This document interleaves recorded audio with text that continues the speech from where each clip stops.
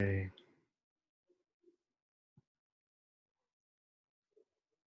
I see Scott Beatty jumped on. Hello, Scott. I just gave you record permission, Scott. Hello, Carson. I'm going to give you allow record as well. And we'll wait one more minute here and then we'll get started.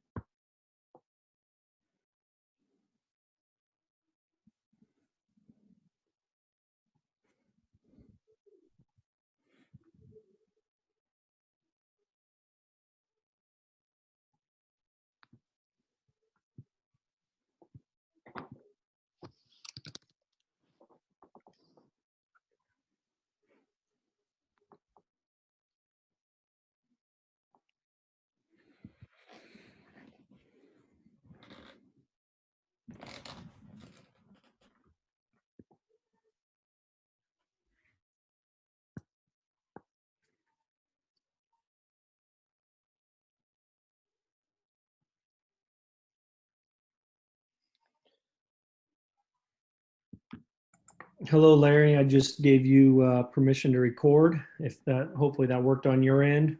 All good. Okay.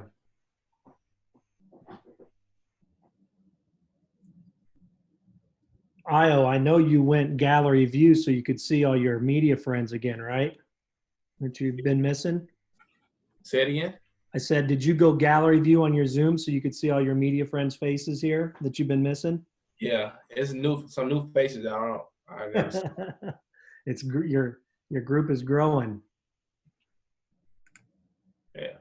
Okay, well, we'll go ahead and get started here. Thanks everyone that's called in, and I'm sure a couple more will join us as well. But the purpose of today's call is to have Io and Jackie Quaid on from volleyball to talk about winning our Illinois Athlete of the Year honors. And I know you'll have some other questions as well, but we'll take care of the on court and on achievements first. And a couple notes on Io. If you haven't read the press release yet, he's the first men's basketball player since Deron Williams in 2005 to be named Illinois Male Athlete of the Year, and joins Kendall Gill and Deron is the only men's basketball winner since 1970. So it shows you what a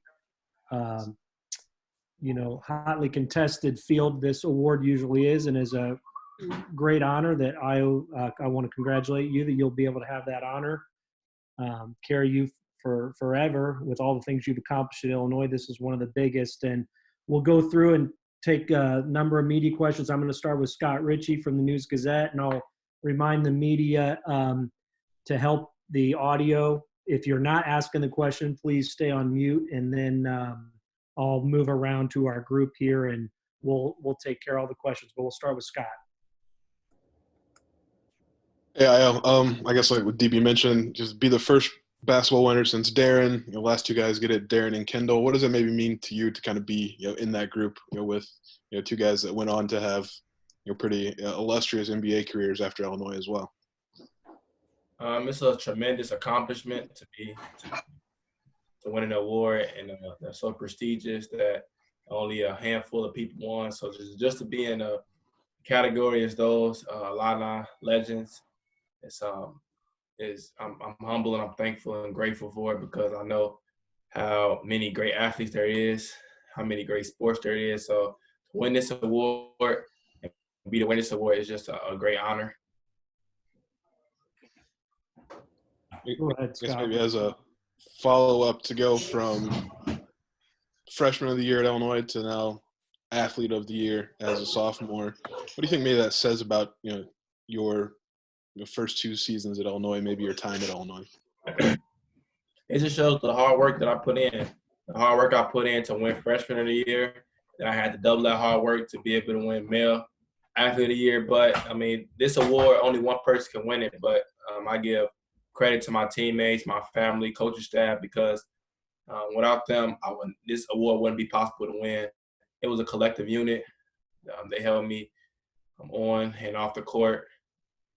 So yeah, I want to thank my teammates, my family, my coaches, because without those people helping me and guiding me these first 2 years, it would never went how I went. We'll go to Jeremy Werner next. Jeremy, if you've got anything for IO, and then we'll go to Brett Behrens after when Jeremy's done. Yeah, Io, when you look back, I mean, your first 2 years, what do you make of what you've accomplished in your 2 years at Illinois? I accomplished a lot. I felt like my freshman year, we didn't win a lot. But my sophomore year, we won 21 games. We were primed to go far in the NCAA tournament. So that's all I really care about. I mean, the awards are great, but just to know that I went from 12 wins to 21 wins, second in the Big Ten Conference. We broke a lot of records. Us as a unit broke the record of the losing streak against Wisconsin, and just little things like that. So when I looked at what I accomplished a lot. I would go down as a winner, and everyone else was on this team go down as winners. So that's what I look back at when I look at my first 2 years. I look at the improvement I made collectively, not just me, but collectively as a unit. Changing the culture in the background, and just helping a program where I came in at they were surfacing around being an elite program to help the Illinois program turn into one of the best programs in the country. So that's what I'm gonna look at when I look at what I did my first 2 years at Illinois. And just to follow up, Io, I know you got a decision and you're going through the process right now. What's that been like going through this process and all this uncertainty, and what are you able to get feedback wise? I just work as hard as I can. I take care of myself. I work as hard as I can each and every day. I'm training as hard as I can each and every day. I know I'm gonna be successful because I have the right people around me guiding me, family around me guiding me, the right resources around me. So there's so many uncertainties, so I really don't look into all of that. I just try to get better and better. So whenever the time is to show what I can do, I'll be good.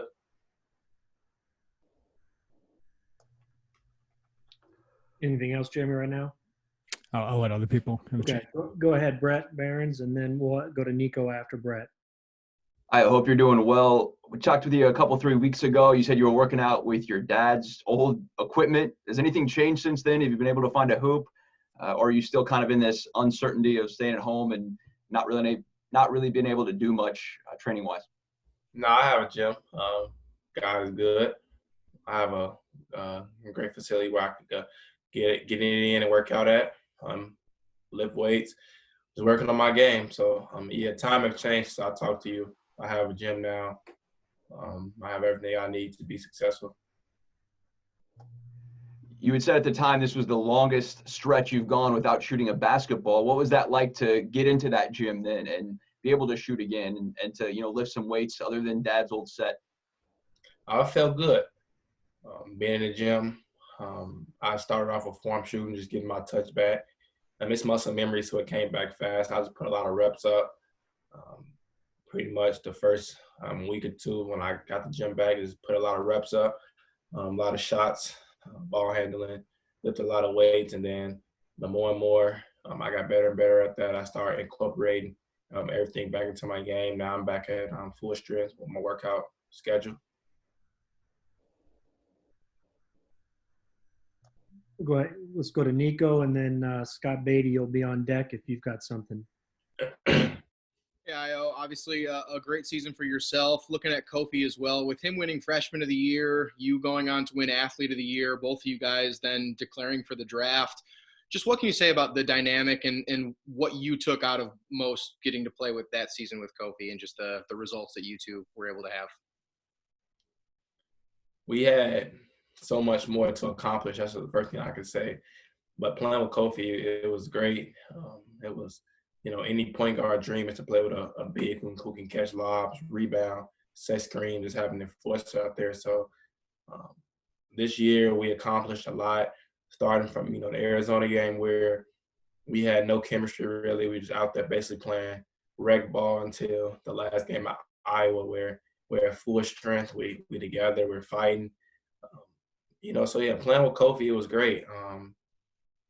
I just feel like it was a bummer that we didn't get to meet our full expectations because, the coronavirus and the pandemic that we're in. But we were primed to go far. We were primed to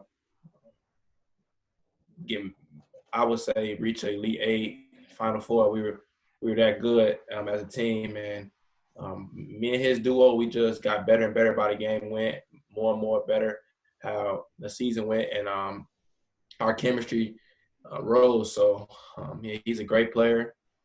I'm pretty sure whatever decision he makes is going to be the best decision for him, because either way, I know he works hard and he'll be able to be dominant wherever he plays that next season. Where does he maybe rank in terms of players you've gotten to play with, and what was maybe your favorite moment from the season with you two together? He ranks high, definitely top 3, 4 players I play with. And I really can't define one moment, but the adversity that he faced and him learning from me and him taking my advice. Beginning of the year, he was having great games, but we were playing against less competition. I just told him, yeah, the media there with you now, but the moment you start having bad games, or the moment that you start playing not the same way you've been playing at the beginning of the year, they go try to talk down on you, or they go try to make articles so people could look at it and make it clickbait. So just stay focused, never get too high, never get too low. And when he went through his tough time during the season, when he really couldn't he was getting in foul trouble, picking up silly fouls, missing easy shots. He listened to me. He came to me for advice, and it helped him prepare him to be an even better player and a better person. So just him being him listening and him just taking it with what I've been through and incorporating in his life. And that's one thing I could say I really saw from him and thought that he did well this year. Okay, we'll go ahead and go to Scott Beatty, and then Rob, you're on deck if you'll have something. Hey, Io, congratulations. When you look at the future right now, everything's up in the air for a lot of people in a lot of areas. For you, pro, coming back to school, is there a point where you feel you have to make a decision, a certain date, and do you feel like the outlook right now is certain one way or the other? I mean, definitely the outlook will be me leaning towards going pro, because that's what I'm working towards. That's my goal at the end of the day, is to play in the NBA and to work as hard as I can to be picked as high as possible. But of course, I didn't side with the agent because there's so many uncertainties. But if everything goes the right way and everything get back on track, then of course I'll be staying in the draft and getting better and working out to be the best player I can be. And what was your second question? Just do you feel like there's a certain date, maybe different than anything else that you've been told about, when you want to decide one way or the other based on whatever feedback you're getting? No, not yet. I know it's an official date as of right now. I believe it's like June 15th, I believe. June 3rd. That's the official date. But with them moving the combine back, with them postponing the combine, and I read an article today where they said Adam Silver was the players had a meeting where there's high possibility of them continuing the season. I think that day will be moved back. But as of now, it's June 3rd. And so I'm really just trying to gather as much information as possible, just soaking in so much, being a sponge right now, just soaking in so much information, trying to see where they're going to have the season, when is this going to happen. So I'm really just, waiting on a couple details and facts to come out before I ultimately make my decision. But me personally, I feel like they're going to move that date back. We'll go to Rob and Matt Stevens. You're on deck. Where's your how's your family doing? And was your mom able to get any of the small business loans that a lot of small business people have not been able to get? What you mean by small business loans?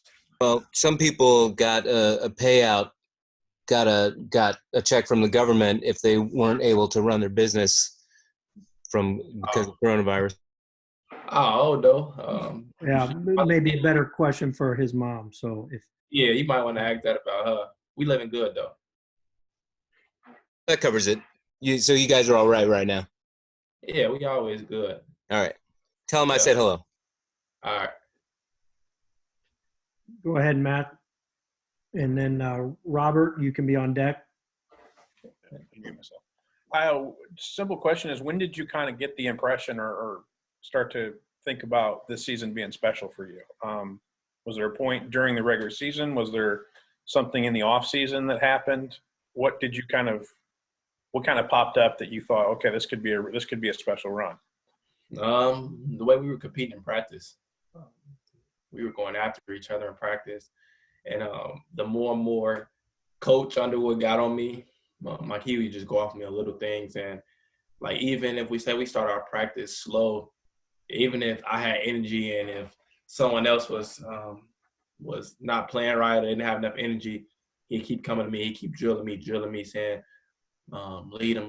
It's basically just putting the leadership all on my shoulders. So the way we were performing in practice, and the way I looked at how Coach Underwood really wanted me to lead the team, it made me think like, okay, we got something special. And that's when I really turned it up on the guys and just wanted to bring them along, make us one big unit to help us win. But that's probably around the off season, middle of the beginning of the season.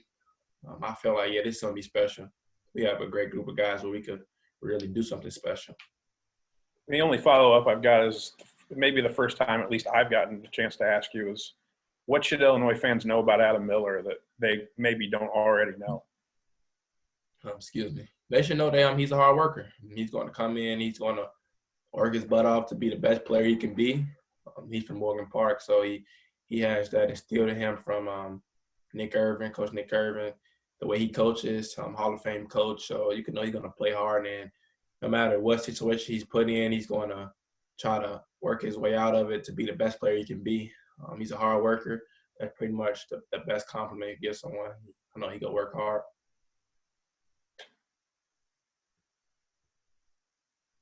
Okay, we'll go to Robert, and then Jim Cotter, you can be on deck.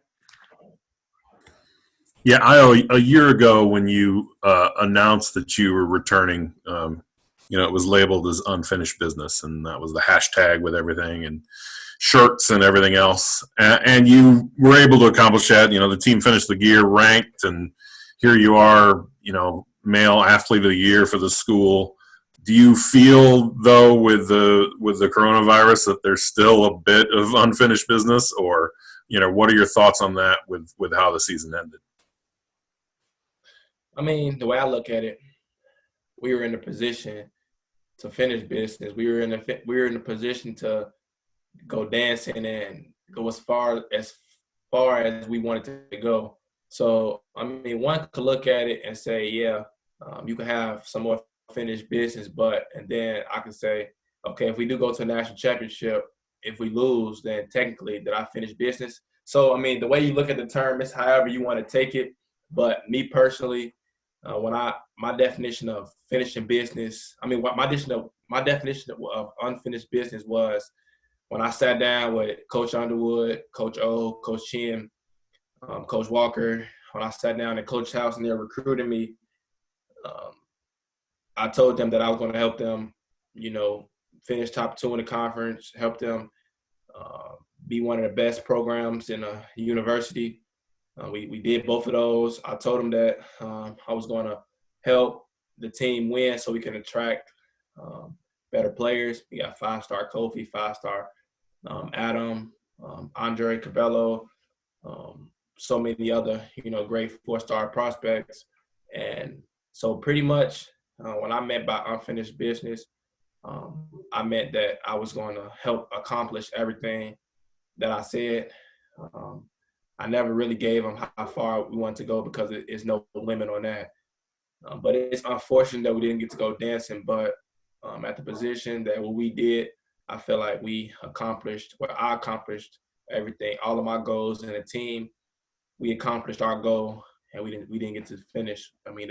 That goal because of the pandemic. But everything that I said I was going to do before I came to Illinois, God blessed me to be able to accomplish that. So I'm thankful for that.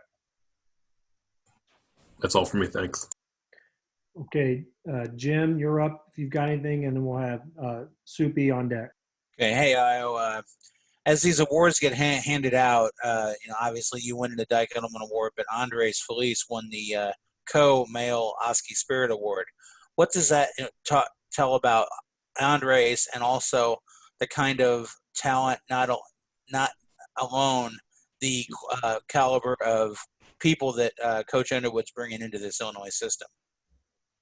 I mean, Coach Underwood only recruits high character guys, so for Andre to win that Spirit Award, it just shows his character. It shows how he came in each and every day and worked hard to be the best player he can be. That pretty much speaks for that. Coach Underwood, he recruits all high character guys at a high percentage, and that's what's expected, to be respectful, be a good teammate, be respectful off the court, and Andre showed that. So when I saw he won that award, I was happy for him.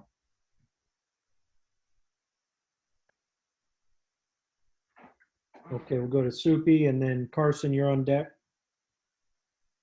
Hey, Ao, what's the chances of you coming back? It sounds like you're pretty set on going, and you're just trying to wade through the information. Is there much of a chance that you might come back?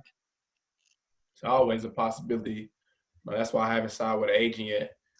There's so much uncertainty that I don't know, we don't know. So it would be foolish of me to just say I'm signing with an agent without not knowing what could happen tomorrow or what could happen next week. So, like I said, I stated before, my goal is to play in the NBA. My dream is to play in the NBA. That's what I'm working for, playing the NBA, being selected as high as possible. But with the uncertainties of the pandemic that we are in, I have to leave that possibility open of me returning to school. Who have you and your family relied on for information? It seems like it's pretty hard to kind of wade through this time. And who are you guys leaning on? I lean on my family. My family, they helped me make all my toughest decisions in my lifetime. So, of course, I know people. I mean, if that's what you're asking, yeah, I know people. I information about myself. I'm not a rookie in this process. I talked to my dad, my mom. They've been helping me go through this process and make sure I make the best possible decision for me. Are you excited? Are you nervous? What's it like inside? I wouldn't say I'm nervous, but at the same time, being drafted, playing NBA, is every hooper's dream. But the type of time I'm on right now is just working as hard as I can, getting in the gym each and every day, turning my weaknesses to my strength. So because it's going to be a combine.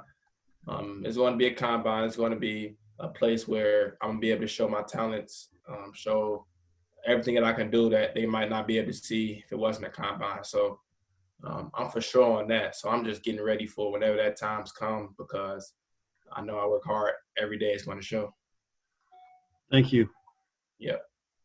Okay, we'll go to Carson, and then Dion, if you have anything, you'll be on deck. Hey, Io, how's it going? From freshman year to sophomore year, in what area do you think you improved most? From freshman year to sophomore year, I would say I improved on my overall game, I feel like I improved every aspect, but I'll give you one aspect. I have to go with my jump shot. I think I improved my jump shot drastically, because for my freshman year, I really was just a spot-up shooter. I couldn't create. I mean, I could, but I would say I didn't show that I could create and make jump shots off the dribble. This year, people would say that I shot better my freshman year, but if you look at the analytics and you look at the numbers, my freshman year, I was an excellent percentile in just catch and shoot. And anything else besides that, it wasn't very good. This year, it's the opposite. Average catch and shoot, but in every other category, off the dribble, off screens, it rose drastically. So I'll have to go with my jump shot. I feel like I gained confidence in shooting dribble pull-ups, going as hard as I can, stopping the dime, making jump shots consistently.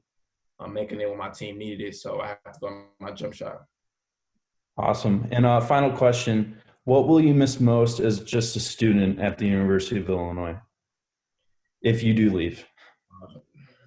I would just miss the university as a whole. It's a great institution. It's one of the best universities.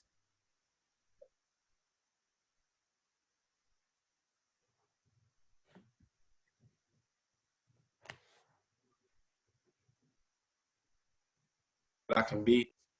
They help me they teach me and guide me to be successful on and off the court, and just the university as a whole. Being here for 2 years, I've been gaining relationships with different people that's going to go further than you ever think, bigger than basketball. So, this university, I'm going to miss it a lot. Thank you. Yeah. Okay, we'll go to Dion, and then after she's done, we're going to go back to Jeremy, who's got a follow-up. I just wanted to ask you, last year was all about unfinished business, and you mentioned the combine to show what you can do. Do you feel like you still have a lot to prove to take that jump to the next level? Yeah, I would say all prospects feel like they have something to improve. I'm nowhere near my full potential. I'm still getting better and better by the day. And so I always, no matter how good you can get, you always have something to improve on. Michael Jordan, he's the greatest basketball player of all time, and you can look at this game, he will still tell you he has something to improve on. So that's my motto. That's my the way I go about things every time is to get better. So of course, I have something to improve, especially without having an NCAA tournament. I have to improve. I have to prove more. So. Yeah, I'm up for the challenge. I know my capabilities. Everyone says, "Oh, if it was an NCAA tournament, you would be a top 15 pick, top 20 pick." Well, nothing changing. I still got the same skills that I have. If it would have been a NCAA tournament, it's just about the people seeing it, the right people seeing it. So that's all I'm pretty much working on is whenever it's time to showcase whatever I was going to showcase, if it was a tournament, that's what I'm going to showcase whenever I'm in a workout, compound, or anything of that nature.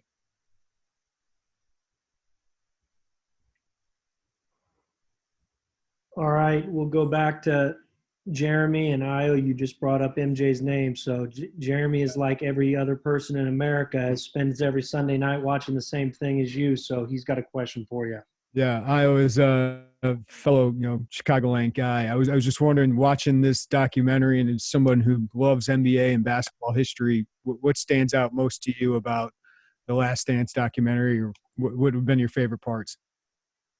I mean, it's so many different parts that stood out to me, but mainly I'll just go with how MJ, how he followed, no matter what people said, he did what he thought was right, and he worked his butt off to accomplish that. He's a GOAT. The way his thought process is, the way he finds any little thing for motivation, to tick him off, to make him go harder, find that drive. It's incredible. I never saw anything like that before. The way he just finds any way to make himself angry so he can try to destroy you. Yeah, I know you grew up kind of Kobe era, right? And again, didn't get to see Michael play much, even though you're from Chicago. So was it like, are you learning a lot more about him? Like, did you do a lot of study or watch MJ clips growing up? Yeah, I'm a student of the game. So I watched a lot of Michael Jordan growing up. Of course, like a lot of other people, I didn't know. I mean, I knew what type of leader he was, what type of alpha dog he was, but actually seeing the behind the scenes, stuff that you would never see in the locker room, seeing how he pushed his teammates to a certain extent, that was something that, no one has saw yet. So actually just seeing that footage and being able to witness that, it was great. Okay. Okay, before we let Io go, we do actually have one last question here from Matt Stevens. Go ahead, Matt. Quickly, I've never got a chance to ask you this, but if your Illinois career is over, I wanted to get this in. What do you want to do after your basketball career is over? Have you ever thought about that scenario? You know, you lived in the Kobe area, and he tried to win Oscars after his basketball career was over. Has there been any thought to that in your head? I know you're singularly focused on your basketball right now, but have you ever thought about what you'd like to do if it ends for you? Yeah, I think about that all the time. I want to be an analyst talking sports. I probably talk all sports, but right now I really want to focus on basketball. I want to have my own talk show, like my own TV.